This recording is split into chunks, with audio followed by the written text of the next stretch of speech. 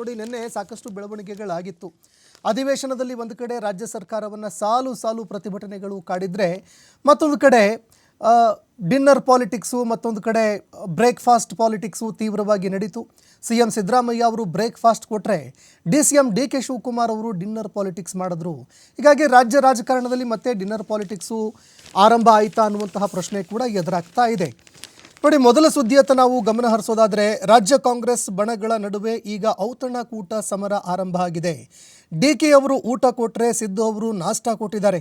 ಶಾಸಕರ ಜೊತೆ ಡಿನ್ನರ್ ಬೆನ್ನಲ್ಲೇ ಸಚಿವರ ಜೊತೆ ಸಿದ್ದು ಬ್ರೇಕ್ಫಾಸ್ಟ್ ಮಾಡಿದ್ರು.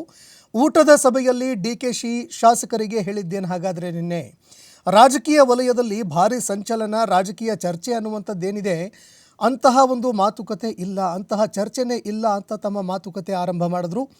ಸುವರ್ಣಸೌಧದಲ್ಲಿ ಉಪಮುಖ್ಯಮಂತ್ರಿ ಡಿ.ಕೆ. ಶಿವಕುಮಾರ್ ಉಪಸ್ಥಿತಿಯಲ್ಲಿ ಗುರುವಾರ ಬೆಳಗಾವಿ ಹೊರವಲಯದಲ್ಲಿ ನಡೆದಂತಹ ಡಿನ್ನರ್ ಸಭೆ ಕಾಂಗ್ರೆಸ್ ವಲಯದಲ್ಲಿ ತೀವ್ರ ಚರ್ಚೆಗೆ ಕಾರಣ ಆಯಿತು.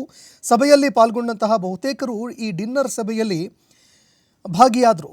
ಆದರೆ ಯಾವುದೇ ರಾಜಕೀಯ ಚರ್ಚೆಗಳು ನಡೆದಿಲ್ಲ ಅನ್ನುವಂತಹ ಮಾತನ್ನು ಹೇಳಿದ್ರು. ಆದರೂ ಕೂಡ ನಾಯಕತ್ವ ಬದಲಾವಣೆ ಚರ್ಚೆ ಸಂದರ್ಭದಲ್ಲೇ ಸಚಿವರು ಶಾಸಕರು ಈ ಡಿನ್ನರ್ ಪಾಲಿಟಿಕ್ಸ್ ಮಾಡಿರುವಂಥದ್ದೇನಿದೆ ಇದು ತೀವ್ರ ಚರ್ಚೆಗೆ ಕಾರಣ ಆಗ್ತಾ ಇದೆ. ಇನ್ನು ಇದರ ಜೊತೆಗೆ ಯಾವಾಗ ಸಿಎಂ ಡಿ.ಕೆ. ಶಿವಕುಮಾರ್ ಅವರು ಊಟದ ಪಾಲಿಟಿಕ್ಸ್ ಮಾಡಿದ್ರು, ಡಿನ್ನರ್ ಪಾಲಿಟಿಕ್ಸ್ ಮಾಡಿದ್ರು, ಸಿಎಂ ಸಿದ್ದರಾಮಯ್ಯ ಅವರು ಬ್ರೇಕ್ಫಾಸ್ಟ್ ಪಾಲಿಟಿಕ್ಸ್ ಆರಂಭ ಮಾಡಿದ್ರು. 8 ಸಚಿವರ ಜೊತೆಯಲ್ಲಿ ಸಿದ್ದು ಬ್ರೇಕ್ಫಾಸ್ಟ್ ಮೀಟಿಂಗ್ ಮಾಡಿದ್ರು. ದಿಢೀರನೆ ಆಯೋಜನೆ ಕುರಿತು ಕುತೂಹಲ ಕೂಡ ಮೂಡ್ತಾ ಇತ್ತು. ಡಿ.ಕೆ.ಶಿ ಸಭೆಯಲ್ಲಿ ಭಾಗಿ ಬಗ್ಗೆ ಆಪ್ತರು ವಿವರಣೆ ಕೂಡ ಕೊಟ್ಟಿದ್ದಾರೆ.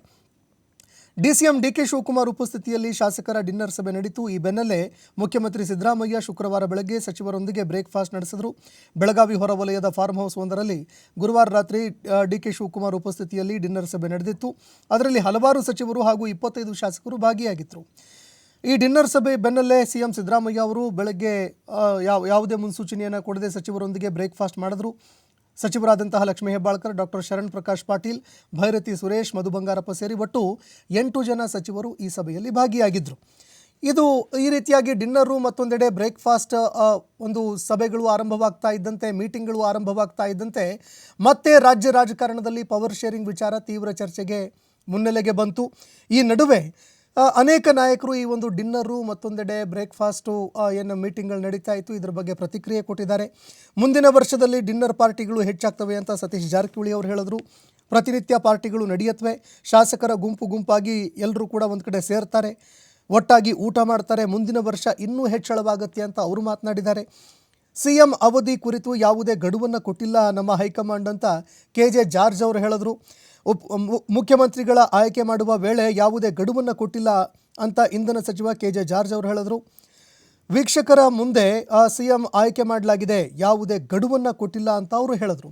ಇನ್ನು ಮತ್ತೊಂದೆಡೆ ಸಿಎಂ ಡಿ.ಕೆ. ಶಿವಕುಮಾರ್ ಅವರ ಆಪ್ತ ಇಕ್ಬಾಲ್ ಅವರು ಮಾತನಾಡಿದ್ರು. ಶಾಸಕ ಇಕ್ಬಾಲ್ ಅವರು ಮಾತನಾಡಿ ಬೆಳಗಾವಿ ಅಧಿವೇಶನ ಬಳಿಕ ಡಿ.ಕೆ.ಶಿಗೆ ಶುಭ ಸುದ್ದಿ ಬರುತ್ತೆ ಅನ್ನುವಂತಹ ಮಾತನ್ನು ಹೇಳಿದ್ರು. ಡಿ.ಕೆ. ಶಿವಕುಮಾರ್ ಕಷ್ಟಪಟ್ಟಿದ್ದಕ್ಕೆ ಫಲ ಸಿಗುತ್ತೆ, ಬೆಳಗಾವಿ ಅಧಿವೇಶನ ಮುಗಿದ ಬಳಿಕ ಶುಭ ಸುದ್ದಿ ಸಿಗಲಿದೆ ಅಂತ ಕಾಂಗ್ರೆಸ್ ಶಾಸಕ ಇಕ್ಬಾಲ್ ಹುಸೇನ್ ಅವರು ಹೇಳಿದರು. ಇಲ್ಲಿ ನಂಬರ್ಸ್ ಅಲ್ಲ, ವರಿಷ್ಠರ ತೀರ್ಮಾನ ಏನಿದೆ ಅದೇ ಅಂತಿಮ ಅಂತ ಶಾಸಕ ಇಕ್ಬಾಲ್ ಅವರು ಹೇಳಿದ್ರು.